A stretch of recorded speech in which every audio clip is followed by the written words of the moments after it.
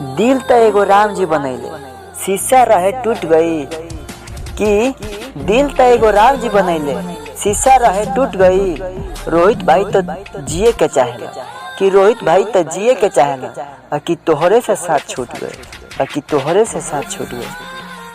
नींद आवे ना अखिया में, तू ही बसल बारू ससिया में, आवेला नहीं चैना।